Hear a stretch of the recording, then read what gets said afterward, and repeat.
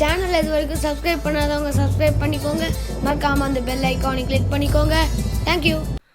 Hello friends, welcome to டெக்கின்ஸ் family channel. நம்ம இன்றைக்கி என்ன பார்க்க போகிறோன்னா ப்ராக்கோலி கிரேவி பார்க்க போகிறோம். இது சப்பாத்தி பூரி ரொம்பவே நல்லாயிருக்கும்.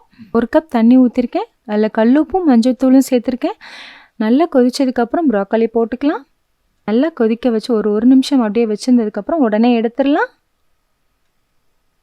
அது கண்ணுக்கு தெரியாத கிருமி இதில் நிறையாவே இருக்கும். அதனால் ஒரு நிமிஷம் அப்படியே வச்சுருக்கலாம். இப்போ அதுக்கு தேவையான பொருட்கள் என்னென்னு பார்த்துக்கலாம். 1 வெங்காயம் கட் பண்ணி வச்சுருக்கேன். 1/4 மூடி தேங்காய் திருவி வச்சுருக்கேன். இஞ்சி சின்ன சின்னதாக கட் பண்ணி வச்சுருக்கேன். தேவையான அளவு எடுத்துக்கலாம். இஞ்சி பூண்டு, சோம்பு 1 ஸ்பூன், ஜீரகம் 1 ஸ்பூன், தக்காளி 1 எடுத்துருக்கிறேன். வெங்காயம் மட்டும் வதக்கிறதுக்காக எடுத்து வச்சுக்கலாம். மீதி எல்லாத்தையும் நல்லா மிக்ஸி ஜாரில் நைஸாக அரைச்சிக்கலாம். தேவையான அளவு எண்ணெய் ஊற்றிக்கலாம். நான் ஒரு 3 ஸ்பூன் எண்ணெய் ஊற்றிருக்கேன். கடுகு 1 ஸ்பூன் சேர்த்துக்கலாம். கட் பண்ணி வச்சுருந்த வெங்காயத்தை சேர்த்துக்கலாம். வெங்காயம் நல்லா வதங்கினதுக்கப்புறம் ப்ராக்கோலி சேர்த்துக்கலாம்.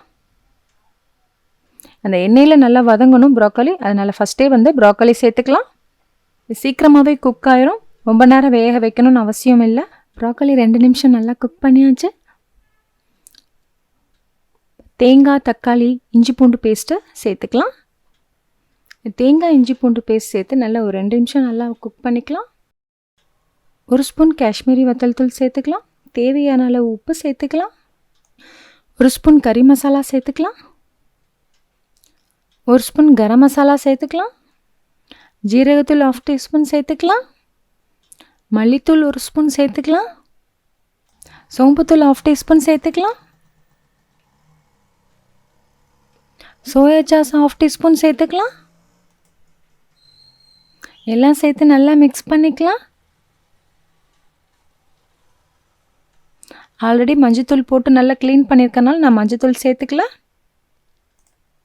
1/2 கிளாஸ் தண்ணி ஊற்றிக்கலாம். ஒரு 2 நிமிஷம் நல்லா சிம்லேயே வச்சுட்டு ஆஃப் பண்ணிடலாம். ப்ராக்கோலி சீக்கிரமாகவே குக் ஆயிரும். இப்போ பார்க்குறது கரெக்டாக ஒரு 2 நிமிஷம் கழித்து பார்க்குறோம். நல்லாவே திக்காக ரெடி ஆயிடுச்சு.